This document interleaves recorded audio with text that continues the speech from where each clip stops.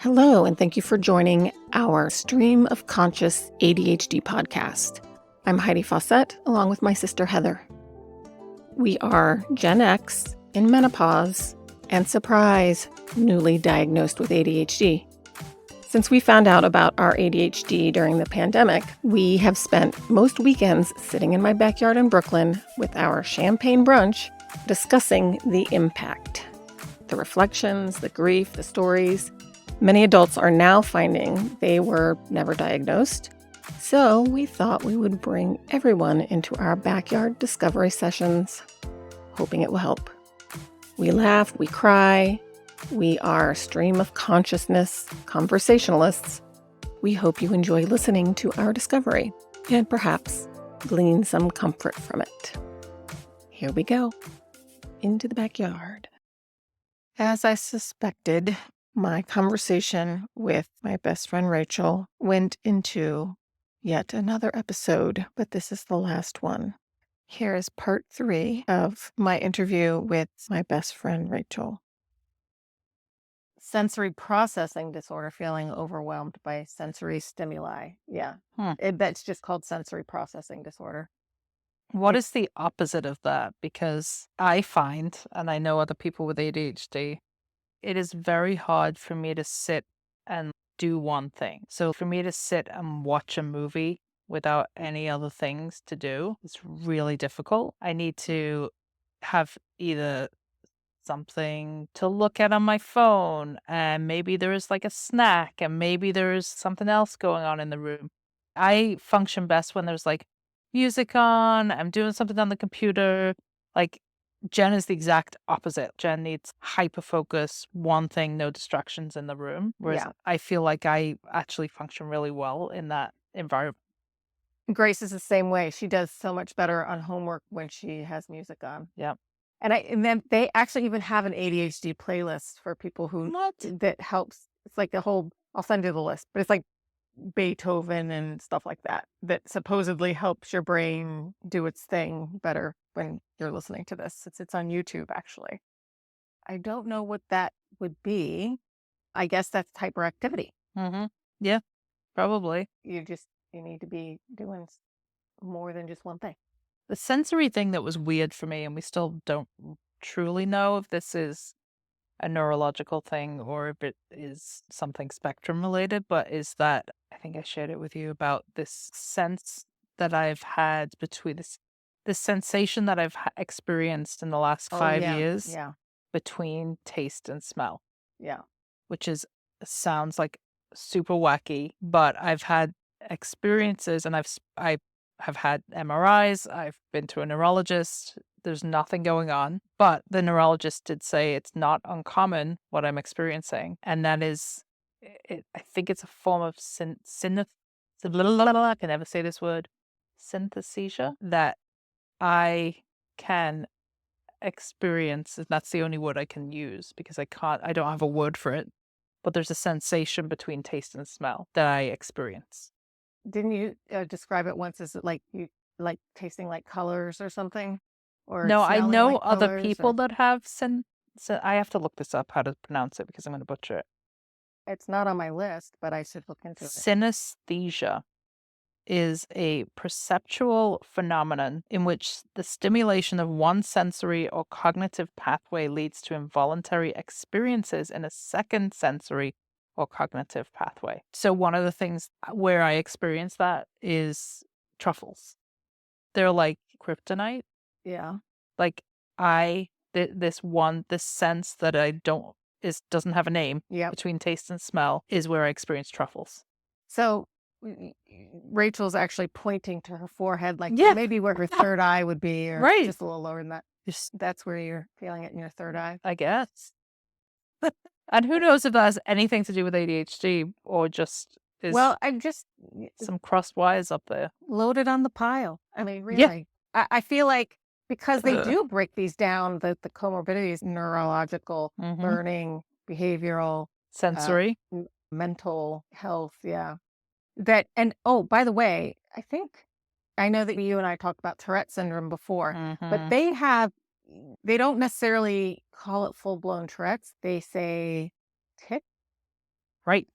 Facial tic or verbal tic, like making Right. the same sound over again or clearing your throat all the time, even though you don't need to, that kind of thing. I had a little bit of a meltdown after watching the Lewis, is it Capaldi documentary on Netflix? I didn't see it. He's a famous singer from Scotland and he has Tourette's and he has it so bad that he's not able to perform anymore. I don't know whether he's made a comeback now, but my understanding of what Tourette's was before that versus after that was actually pretty devastating because I was convinced that I had Tourette's after watching that because it was not verbal for him. It was tics and it was these like compulsive movements of his body that were so debilitating that they stopped him from being able to do what he was doing. And I can have sad. episodic times, and I guess what it's times where I'm going through higher levels of stress, where I very much related to what he was going through. Oh, wow.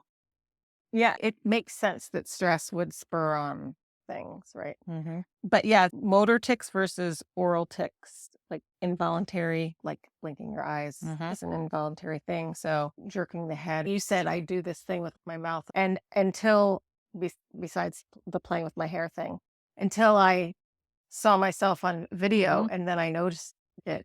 And I said to Heather, and she said, I didn't notice that you did that. And then we watched the video, and she So was like, oh my funny. gosh. I guess because I just do it, and I do a few things actually, but that's definitely something that I didn't realize I was doing. Most of the time when I'm going through those episodes, I am not even aware that I'm doing it. It's Jen that notices and Oh, interesting. and will say, "Hey, are you okay?" And I'm like, "What do you mean?" She's like, "Well, you're like having a tic, or you keep moving your arm, or you're twitching, or whatever way it's manifesting." She's the one who will usually spot it before I even know it's happening. Well, yes, Just because the she's the one who bucks of knows you the fun here. best, and yeah. Well, you know, we all have our things, right? And that's the thing that gives me solace. I just feel like a lot of people have their thing. And that comes to my last question, which is, do you start noticing ADHD in everyone you know? I know when you were talking to your brother about it, and he was like, what? Wait, what? And then he started to go through his whole litany of, oh, that's ADHD. Oh, that's ADHD. It's just kind of overwhelming. But then my biggest problem with it, I think, is that I wish I had known so I could have cut myself some slack and not felt like I was just a big idiot, you know? Right. Or that I like had, it was always about willpower. And I guess my dopamine hits are few and far between, where some people, you know, find their thing that gives them the dopamine. And I suppose mine is like Renault and design, but you know, it is what it is. So do you see ADHD in a lot of people, or do you notice it in people you know, and or you're talking to someone and all of a sudden you're like, this person has ADHD? Do you do Oh that? yeah, all the time. It's kind of unfortunately it's the same with addiction. I can Oh, spot an addict before you know maybe other people in the room.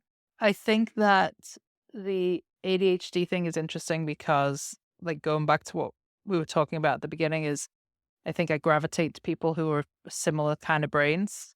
yeah. So it's like people who are excited and people who are brave and a little less risk averse. And, you know, that kind of energy is exciting to me. And those traits tend to be associated with ADHD people. Well, it's funny because I feel like our ADHD, the menu is completely different. Hmm. Like It's the true. way I wouldn't, and I would not have described myself as any of the things that you just mentioned. Which is crazy, right? Right. Hmm. It's just interesting.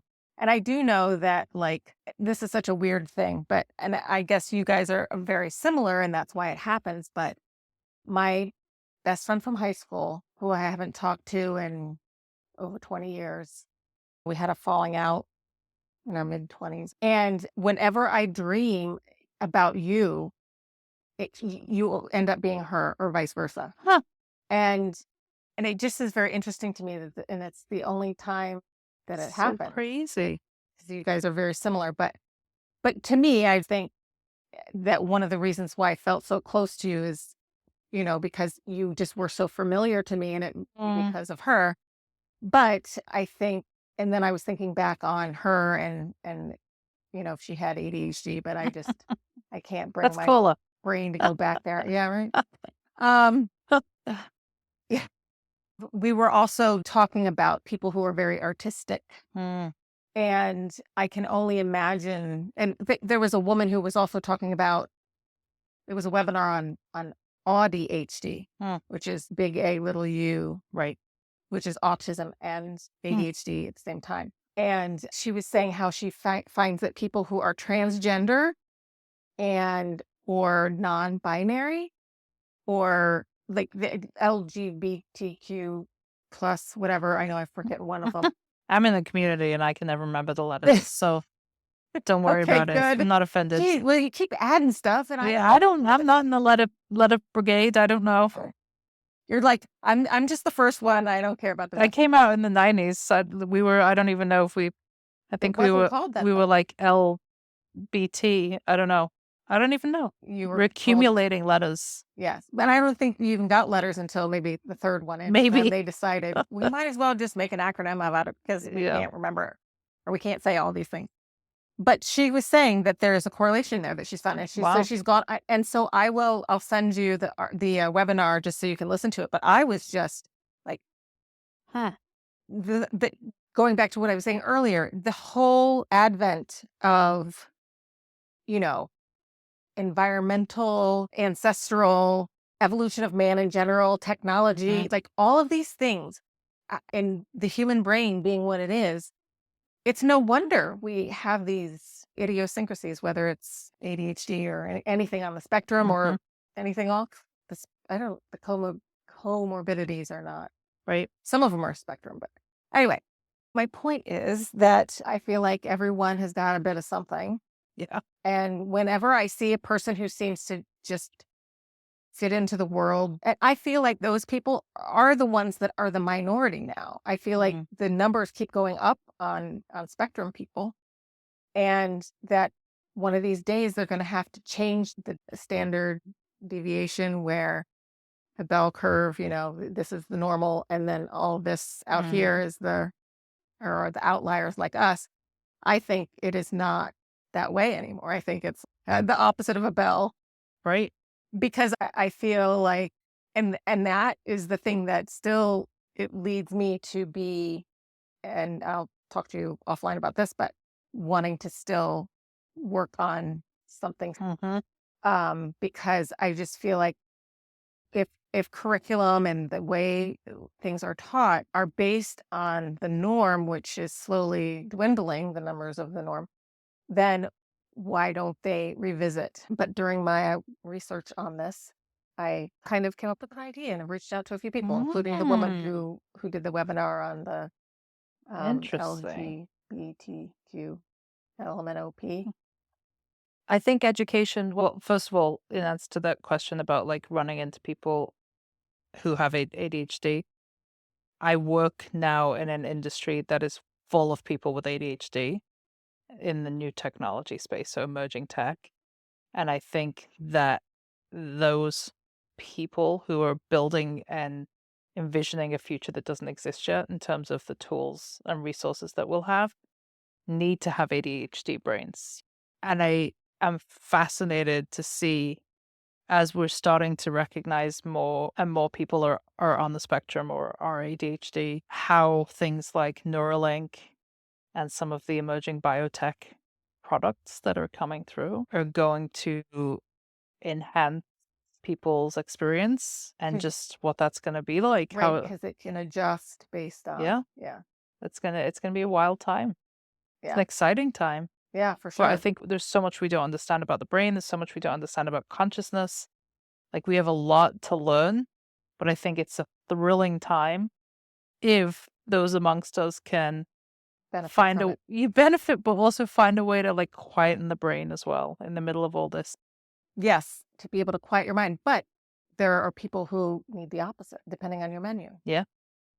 And that's the thing. That's the algorithm, the dials that need to be turned to see specifically to your menu what you need enhanced, or what is the opposite of enhanced? Diminished. One thing as well, just going back to that school question of like thinking about how awful school was. The reason that I was able to successfully take classes as an adult and do really well was because of a tiny little thing that my wife said to me. How are you consuming this information? And I was studying art history and I was looking at a page. I had to remember like 40 pieces of art. I needed to know the date the piece was created, the artist, and the name of the piece. And I had to do it for 40 pieces of work. And I was like struggling. And she's like, well, how do you retain information? I was like, I can't answer that question. I don't have an answer. Yeah. She said, well, you're a visual person. Why don't you visually understand and retain the information? And I was like, I don't know what you mean. She's like, well, I don't know. Look at that apple in this Marguerite piece. Maybe that apple represents the number 66. And you can now know that that piece was created in 1966.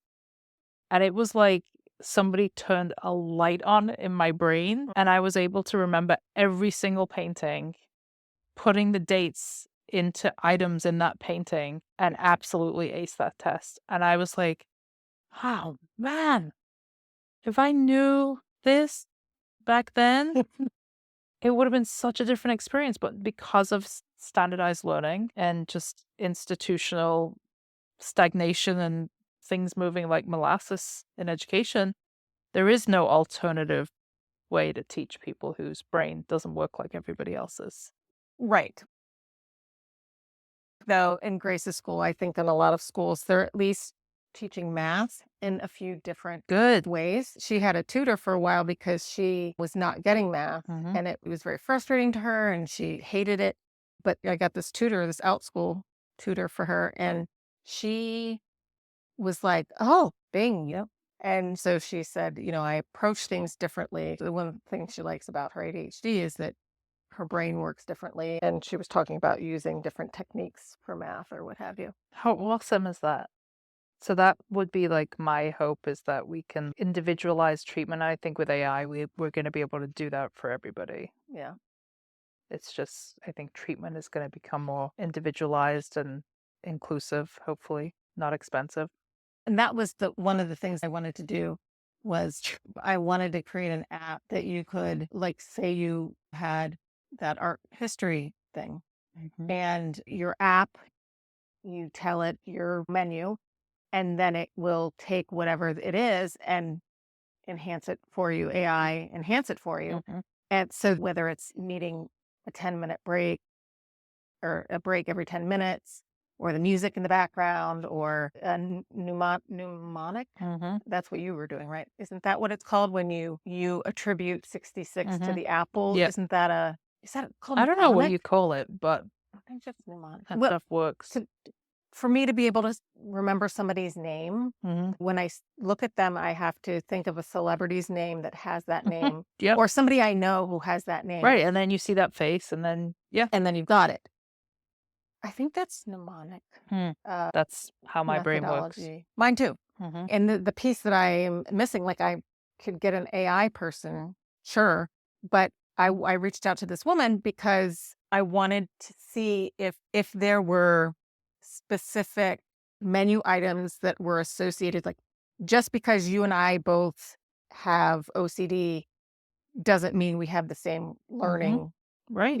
So how to give that to AI to then map it, right? To what you're supposed to be getting that helps you learn. Or maybe it's a matter of a visual thing. The app starts off with tests like, are you a visual or auditory, or so there's all these things to think through. But I really want to do this. And there was a couple of places. Oh, see, I did it again. I forgot we were recording. But anyway, well, thank you for sitting down with me and sharing your experience. This was awesome. Thanks for having me. Right. Thanks, Frank. Her dog is snoring over here in my ear. It's a little acknowledgement snort. These are so cute. Yeah. Our reason for this podcast is to support and uplift women in recognizing the impact undiagnosed ADHD has on their lives and to know that they're not alone. Discovery, And grieving for what life could have been if we had only known and had help can be hard sometimes. If you have any thoughts you would like to share, you can email us at genx.adhd.sisters@gmail.com. Thank you for listening. #GenX ADHD Sisters.